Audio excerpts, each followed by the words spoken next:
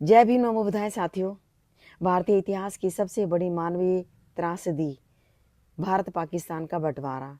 आज इसी संदर्भ में मैं बात करना चाहूँगी नाथूराम गोडसे के बारे में, जिनके बारे में हम सभी जानते हैं कि महात्मा गांधी जी की हत्या की थी। नाथूराम विनायक गोडसे पूरा नाम था और जन्म 19 मई 1910 को बारामती बॉम्बे महाराष्ट्र में हुआ था और ब्राह्मण जाति से थे वो। उनके पिता पुणे महाराष्ट्र में डाक विभाग में कर्मचारी थे। उनका असली नाम रामचंद्र था और वो अपने माता पिता के चौथे बेटे थे।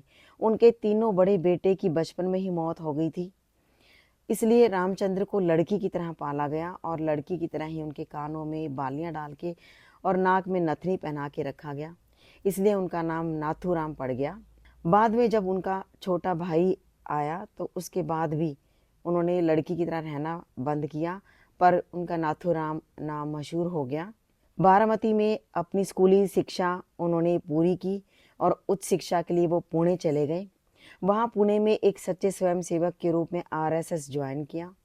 भारत को 15 अगस्त 1947 को आज़ादी मिली और देश दो भागों में बंट गया, भारत और पाकिस्तान। उस समय बहुत दर्द और भ्रम था। लाखों हिंदुओं और सिखों को बेघर कर दिया गया और बंदूक की नोक पर बेरहमी से मारा गया। महिलाओं को नग्न अवस्था में जुलूस में निकाला गया, उन्हें जानवरों की तरह बेचा गया और यही भारतीय इतिहास की सबसे बड़ी मानवीय त्रासदी थी। नाथूराम और अन्य लोगों ने बंटवारे पर महात्मा गांधी के बदलते रुख के लिए उन्हें दोषी ठहराया।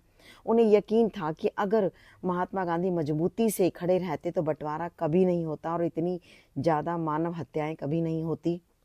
उन्होंने कहा कि पंजाब और बंगाल के हिंदू और सिखों के बारे में कभी नहीं सोचा गया और करोड़ों हिंदू और सिखों को मुसलमानों के दया पर छोड़ दिया गया।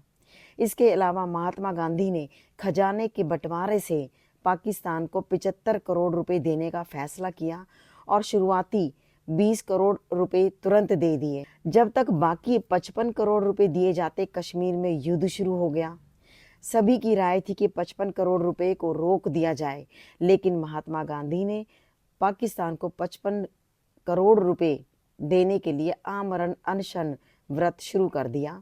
उस समय सभी का मानना था कि पाकिस्तान के लिए मरण व्रत क्यों, जो लाखों हिंदुओं और सिखों को गाजर मूली की तरह काट रहे थे और कश्मीरी सीमा पर भी हमला कर रहे थे। इन सब बातों ने नाथूराम की नींद हराम कर दी, मानसिक शांति भंग कर दी और उन्होंने अपने साथी नारायण आप्टे के साथ मिलकर 30 जनवरी 1948 को दिल्ली के बिड़ला हाउस में महात्मा गांधी की हत्या कर दी। उन्होंने महात्मा गांधी की छाती में 3 गोलियां मारी और महात्मा गांधी की मौके पर ही मौत हो गई।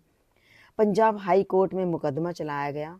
बाद में नाथूराम और उनके साथी नारायण आप्टे दोनों को 8 नवंबर 1949 को मौत की सजा सुनाई गई। फिर दोनों को 15 नवंबर 1949 को अंबाला सेंट्रल जेल हरियाणा में फांसी दे दी गई। 3 फरवरी 1948 को एक पत्रकार ने बाबा साहिब से महात्मा गांधी पर विचार साझा करने के लिए कहा, तो इंटरव्यू के दौरान बाबा साहिब ने कहा कि महान लोग निसंदेह अपने समुदायों की सेवा करते हैं, लेकिन इतिहास के कुछ चरणों में वे राष्ट्र की प्रगति में बाधा भी बन सकते हैं।